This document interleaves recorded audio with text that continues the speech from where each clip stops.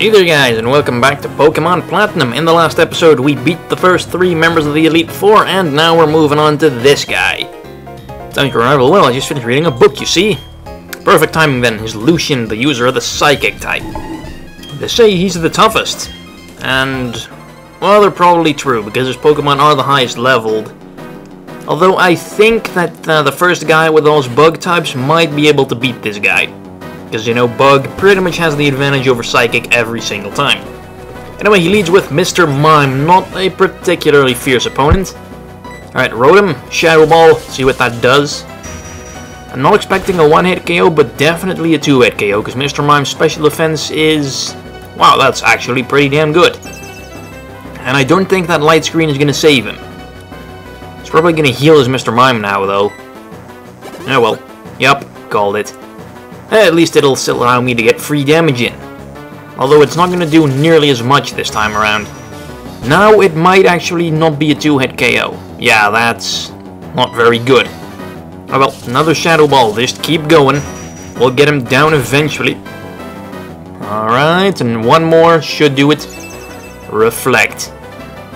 Well, okay, I guess that works for his other Pokemon, but he's kind of just sacrificing his Mr. Mime. Works for me, though. And not that Mr. Mime is his best Pokemon. I think it's by far his worst. Alright, what else does he have? An Espeon. Alright, let's bring it, Espeon. I will, get Rotom out of there. Bring in Garchomp. For no real reason. And out comes the Espeon. Alright, let's give it a good old crunch Psychic. I should be able to take one of those. Garchomp's bulk is... it's not really a defensively oriented Pokemon, but it's still pretty bulky. And this should... oh yeah, the Reflect is still up. Oh well, there goes the Light Screen. Come on, Garchomp, hang in there. You haven't done much yet. And... ooh, excellent. Really lucky there. This should... yep, Espeon dealt with. Well done, Garchomp. Alright, who's up next? Bronzong. Of course he has to have one of these. Now I'm just gonna take a gamble here and assume that it has Levitate, because pretty much all trainer-owned Bronzors and Bronzongs have had Levitate so far. So bring in Octillery, go for the Flamethrower. It's not like Bronzong can really do much to Octillery in return. Unless he has a weird offensive Bronzong, which... I don't actually know if Bronzong's offensive stats are any good or not. Calm Mind. Yeah, it could do that, I guess. Although I don't think that special defense boost is going to save him now, because the Flamethrower just did too much the first time around. Anyway, let's hope this takes him out. Yes, it does. Very well done, Octillery. Alright, 3 down, 2 to go. What other Psychic types could he have access to? An Alakazam, of course. The original overpowered Psychic type. Let's see, who do I want to bring in for this one?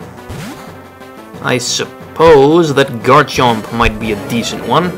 Because I think Garchomp is the fastest Pokemon I have, and Alakazam's physical defense is horrible. So, crap, it's still faster. The base speeds of Alakazam and Garchomp aren't that far apart, so I was hoping that maybe Garchomp could be faster, but no. Alright, Torterra then. I'm not exactly sure if he's gonna survive a Psychic. I'm just gonna hope that he can, that he's bulky enough. Yeah, that should do it. Alright, Earthquake. I don't think the Alakazam is gonna walk away from this, because Alakazam is not at all bulky on the physical side. Pretty much you're gonna be lucky if it manages to survive any physical... oh, shit. Oh, he's gonna heal.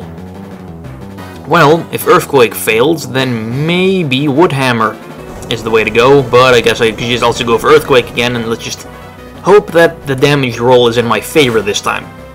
Just like with the Flareon in the last episode. Survived the first Surf, healed up to full health, didn't survive the second one. Just like the Alakazam now did.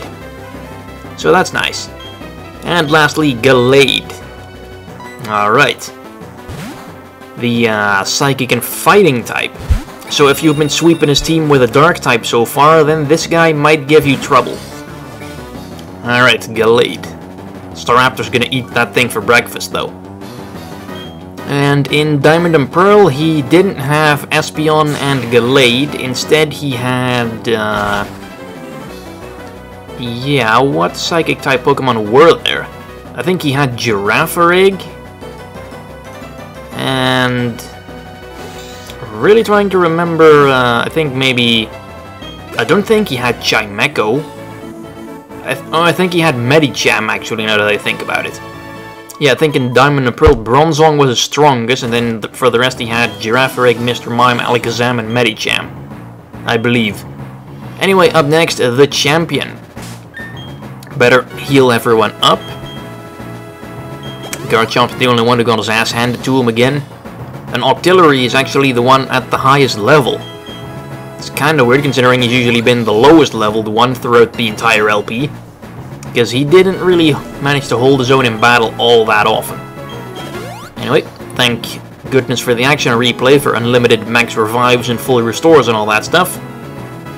Though I bought a lot of that stuff anyway otherwise if I didn't have the action replay. I think Rotom's pretty good lead for the champion. So okay, let's see who this mysterious champion is. Long ass empty hallway for some reason. Her? Yes, that woman that's been bugging us the entire time turns out to be the champion. Who saw that coming? Only everyone who's ever played Diamond, Pearl, or Platinum before.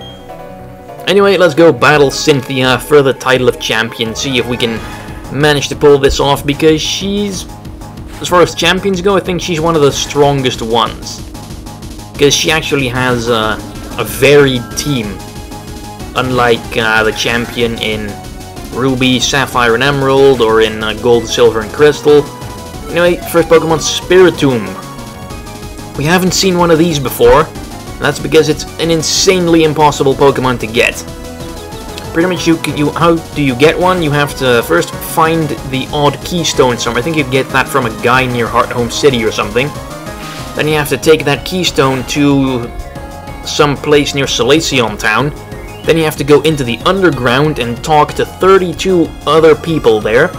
And the other people only show up if you actually have any friends that are in the underground at the same time as you. So basically that takes ages, and then you can go to the place you put the keystone in and fight one Spiritomb. It's insanely difficult to get, and I think they made it a lot easier to get Spiritombs in later games, thank goodness. I think that's one of the few Pokemon I never had in Diamond and Pearl. Simply because it was so much of a pain to get.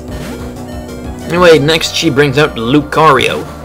So I figure Torterra can probably take anything Lucario can dish out, and easily one-hit KO it with an Earthquake. Aura Sphere. Crap, it's a special one. That might make things a bit more tricky. Come on, Torterra. He took that Alakazam Psychic rather well, so yeah, he can easily take an Aura Sphere. Probably not another one, but let's hope he won't have to, because the Earthquake should take care of the Lucario. I mean, Lucario is about as bulky as its appearance would suggest, which is not at all. And down it goes. Well done, Torterra. But yeah, you can clearly see that her Pokemon's levels are way above mine. Next, Togekiss. Oh goody. I think Rotom wasn't really in very good shape right now, but he's probably still my best bet. Alright, Togekiss, let's roll. Pretty sure Rotom's gonna be faster as well. Come on, Thunderbolt, there we go. I'm not expecting a one-hit KO here, but at least a solid chunk of damage. This Togekiss is pretty bulky, and it is 5 levels higher than me.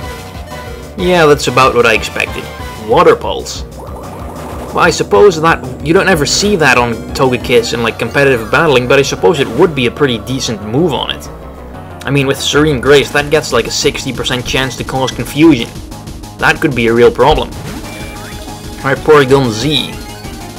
Come on, attack boost. Of course, I get the one I can't make use of. Oh crap, it has Aura Sphere. Completely forgot Togekiss could get that as well. And I don't think Porygon-Z is gonna take this one very well. Come on, nice. Actually survives, and Ice Beam should take care of it. Considering Porygon-Z's immense raw power. And it does. Congratulations, Porygon-Z. So that's 3 down, 3 to go. Oh crap, here comes the big gun. This is gonna be a problem. Yes, like me, she also has a Garchomp. And it's by far her strongest Pokemon. It is level 62, 7 levels higher than pretty much everything I got, and likely able to one-hit KO everything I have as well. And of course she gets lucky with the Dragon Rush, which has like 75% accuracy. Come on. Oh! I had Intimidate on it. Freaking critical hit. Staraptor would have probably survived that. Alright, Octillery. You're my only hope. Ice Beam. Crap. Come on, Octillery, I need you to take this hit. Nice. He actually took that really well. I mean, that's a base 100 power move, I think. It's very strong, at least. And nice. That's what it... Oh, man, it... Always with that invisible pixel of HP remaining. Bloody hell. Oh, crap. I don't think Octillery is going to walk away from this one. Because Earthquake, I think it's about as strong... yeah, just as strong as Dragon Rush is. And Octillery goes down, sadly. But at least he took a big chunk out of Garchomp, so that's a good thing. Okay, what am I going to do here? Staraptor's down. I guess Torterra should be able to take a hit, because it's very bulky on the physical. Oh, shit. I did not expect the flamethrower. Oh, I don't think I'm gonna walk away from this. Damn it. Damn you, Cynthia, and your Garchomp's unexpected moves. Let's see, so it has Earthquake, Dragon Rush, Flamethrower. What else? I'm expecting maybe Crunch or something. There we go, special attack boost. I'm not gonna be faster though. So I'm just gonna have to resort to a little bit of items, I suppose. Just really throwing Porygon-Z out there as a sacrificial lamb, so to speak. Just to get destroyed so I can heal someone else up. I think in my original Pearl playthrough I had a Bastiodon on my team that was really effective at just being thrown in front of stuff to take hits while I healed everything else up. Alright, Staraptor, get another Intimidate on that Garchomp.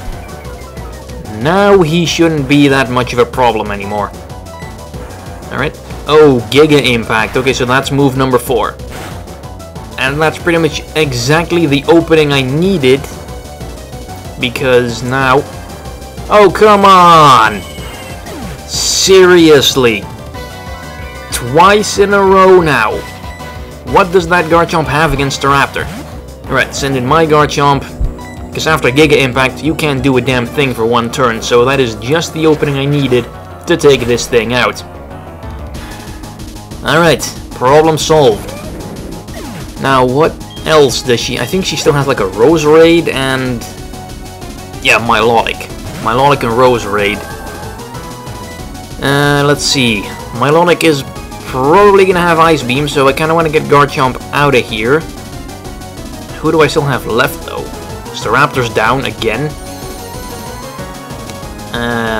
Torterra is down. I think Rotom was down. Yeah, Rotom was down as well. Now Garchomp is down. But I think I just healed someone up. I think I healed up Rotom, yeah. Because I could have healed up Torterra, but Torterra's not going to take an Ice Beam either, and Milotic is bound to be faster. I don't think Milotic can really one-hit KO Rotom with anything, unless it gets like a critical hit Hydro Pump or something. I think Milotic gets Hydro Pump. But it probably doesn't have it because it has Surf. So Surf, Ice Beam, I don't know, maybe Dragon Pulse or something. I think her Milotic definitely has Recover. Probably not gonna get a chance to use it though, but if you're fighting it, you probably want to look out for that. I'm pretty damn sure it has that. Alright, final Pokemon. And yep, Roserade. Alright, I don't think a Roserade can really do that much to Rotom. So, guess I can easily take the time to heal someone else up. Staraptor can deal with the Roserade no problem. That's not going to be much of a problem for Porygon-Z either. Energy Ball, alright, let's see how much that does. Don't think it's going to KO. Then again, I have been wrong on earlier occasions. Okay, fine. Staraptor, go and wrap this up, will ya? Third time he's in, fainted twice, and now he's finally gonna finish it off. Brave Bird style. Definitely a one-hit KO. Okay, come on, it's only a Roserade. Roserade, I think its special defense is decent, but its physical defense is not. So there we go. Give me the crown, give me the title. I'm the new champion. Excellent job, Staraptor and all the other guys. Except for Porygon-Z, he didn't really do much. No, I guess he took out the Togekiss after Rotom did pretty much most of the work for him. Anyway, that was excellent. You support your Pokemon needed, yada yada yada. Both passion and calculating coolness. Yes, I do. Yes, I do. The person that I got from our battle. I'm glad I got to take part in the crowning of Sinnoh's new champion. Hooray! We'll take the lift. Elevator. Americans won't have a freaking clue what a lift is. They think you're just gonna pick me up and throw me up there or something. Alright. Ooh, nice statues. What is that supposed to be, like a Charizard or something? It kinda looks like a Goomba, actually, the head of those things. Look at it. And look, it's the old guy. Yes, but it looks splendid. What, you weren't even watching? Then again, I do suppose they, maybe in the Pokemon world, they air these battles on TV or something. But you're a real champion, yes, a 10-year-old can become the strongest trainer in the region. Kinda weird when you come to think about it, like I'm better than people who have been training their whole lives. How many bloody hallways do they have here? If your last time was when I became champion, then yes, that would be quite a... Wait, so she's been champion for... She's been undefeated for decades? I don't know how old she is. I don't know, she looks like in her 30s maybe? So, I'm gonna make a safe bet here that she's probably been champion for over 15 years straight then. That's quite sad that no one's been able to beat her before me. Anyway, my washing machine. And my giant tree turtle. Met at Route 201. And my shark dragon, which didn't really do much ever since it evolved. My bird with the crazy haircut. And my squid cannon, octopus cannon, which didn't really contribute much to the overall journey. And whatever the hell that's supposed to be. And there we go, group photo. Oh, Staraptor, you're blocking Porygon-Z, that's not cool. And Octoroy is kind of chilling in the back over there. Anyway, thanks for watching, and I'll see you guys in the next episode, because Pokemon Platinum isn't quite over yet. Bye-bye.